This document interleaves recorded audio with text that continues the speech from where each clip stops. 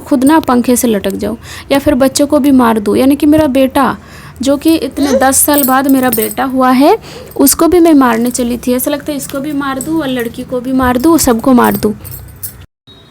Hello everyone, good morning, welcome back to my channel. मैं हूँ यास्मीन, आप सभी का वेलकम करती हूँ मेरे चैनल यास्मीन लाइफ स्टाइल पर। फ्रेंड्स, आज मैं एकदम रियल अपना जो थर्ड सी सेक्शन स्टोरी है वो मैं शेयर करूँगी। कुछ भी बनावटी बातें नहीं होगी, तो वीडियो को देखिएगा, ज़रूर आपको हेल्प मिलेगा। मुझे लगता है जो चीज़ मैंने देखी है, जिस टाइम से मैं गुज़री हूँ, ऐसा बहुत से लेडीज़ के साथ होता है। तो इसलिए मैं अपना जो एक्सपीरियंस है वो मैं शेयर करूँगी। मैंने क्या क्या झेला है, क्या क्या दिक्कतें आई थी मुझे थर्ड सी सेक्शन के बाद, वो मैं आप सबके साथ आज शेयर करूँगी। तो इधर एक रेसिपी भी आप देखते रहना और मेरे बातें भी सुनते रहना। तो जो कि मेरा बेबी हुआ था 2022 में 14 फरवरी में, तो उस दिन मेरा बेबी बॉय पैदा हुआ था थ्रू सी सेक्शन, और ये तीसरा नंबर का था। इससे पहले भी मेरे 2 लड़की है, उस दौरान भी मेरा सी सेक्शन हुआ था, लेकिन उस टाइम मुझे कुछ भी प्रॉब्लम नहीं हुआ था। और आफ्टर डिलीवरी मैं माँ के साथ रहती थी, माँ के घर में। लेकिन ये बेटा हुआ है तो इस बार मैं अपना अलग जो मेरा घर है उसी में मैं रहती थी। मैं मम्मी के घर नहीं गई थी, लेकिन मेरा मम्मी मेरे साथ थी। और मैं ये सब बातें क्यों बता रही हूँ वो आप ज़रूर जान जाएंगे, वीडियो देखते रहना। तो फ्रेंड्स, मेरा स्टोरी बताने से पहले आप सबसे रिक्वेस्ट है कि अगर आपके घर में कोई भी लेडीज़ प्रेग्नेंट है तो आप उनको अच्छे से ध्यान रखिए, जितना हो सके खिलाइए पिलाइए, ध्यान रखिए। और उससे कहीं गुना ज़्यादा आफ्टर डिलीवरी की ध्यान रखना चाहिए। प्रेग्नेंट की हालत में जितना ख्याल आप रखोगे, उससे कई गुना ज़्यादा बच्चे होने के बाद उनको ख्याल रखना चाहिए। नहीं तो पोस्टमार्टम जैसे बहुत बुरा हालत का शिकार हो जाएंगी, और पोस्टमार्टम से निकलना बहुत ही ज़्यादा मुश्किल है। ये मैंने देखी है, ये दिन मैंने झेला है। मेरा बेबी हुआ था 2022 में 14 फरवरी। तब से लेके आज तक 1 साल से 1 साल हो के 3 महीना, तो लगातार 1 साल तक मैं जूझती रही। पोस्टमार्टम डिप्रेशन हो गया था मुझे, और यहाँ तक कि मेरा ब्रेन जो है काम करना बंद कर दिया था। मैं सारी चीज़ें भूल जाती थी।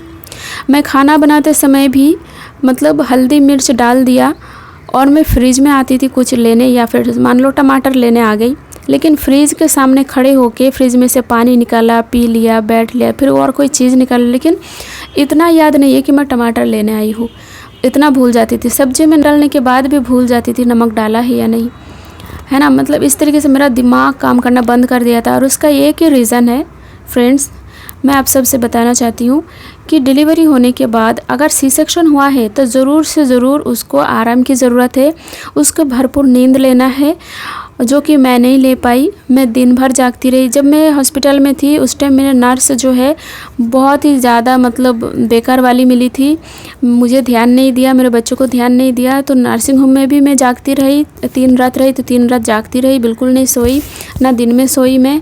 और घर में आके तो पूरा फैमिली का ये जो जिम्मेदारी है, मेरे मम्मी मेरे साथ 12 दिन रही, फिर अपना घर चली गई।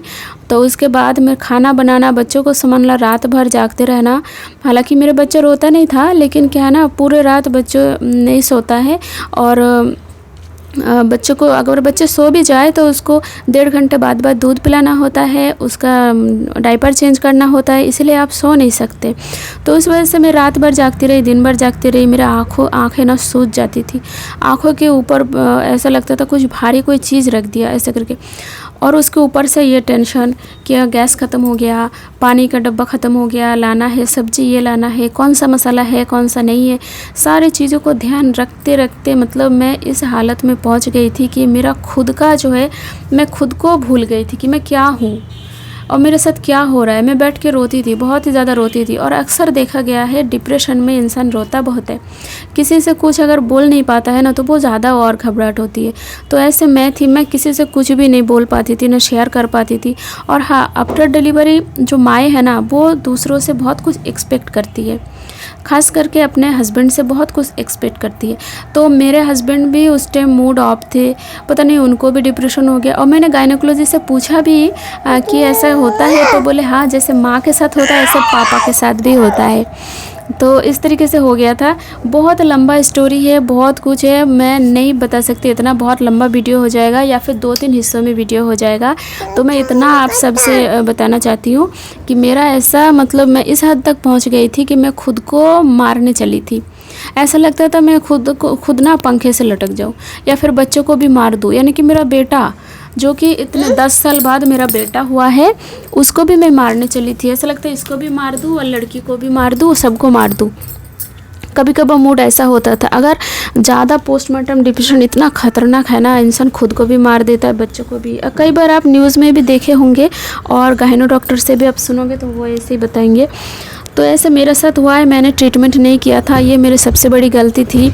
मैं डॉक्टर नहीं दिखाई थी। आफ्टर डिलीवरी वही जब चौथा दिन घर आई, उसके बाद से मैं एक भी दिन डॉक्टर के पास नहीं गई थी, कोई सलाह मशवरा नहीं लिया था और कुछ भी मुझे रेस्ट नहीं मिला था। सारा काम था पूरा फैमिली को देखना, इसी के चलते मेरा जो है अपना ध्यान नहीं रख पाई, जिसके कारण मेरा जो है ज़्यादा हालत ख़राब हो गया था। तो ये सब बातें मैं इसलिए शेयर कर रही हूँ ताकि आप लोग भी सावधान रहें। आप बिल्कुल ऐसा ना सोचें कि डिलीवरी हो गया बस ये तो बात ख़त्म, छुट्टी हो गई, ऐसा नहीं है। उस टाइम भी बहुत ध्यान रखना पड़ता है, प्रॉपर नींद की ज़रूरत होती है। और आपके साथ ये भी शेयर करूँगी कि मैं डिप्रेशन से कैसे निकली हूँ। 1 साल बाद जो है मेरा ट्रीटमेंट हुआ है और उसमें CT स्कैन भी हुआ है, तो उसमें रिपोर्ट में क्या है वो सब भी बताऊँगी नेक्स्ट वीडियो में। प्लीज़ तब तक बने रहिएगा।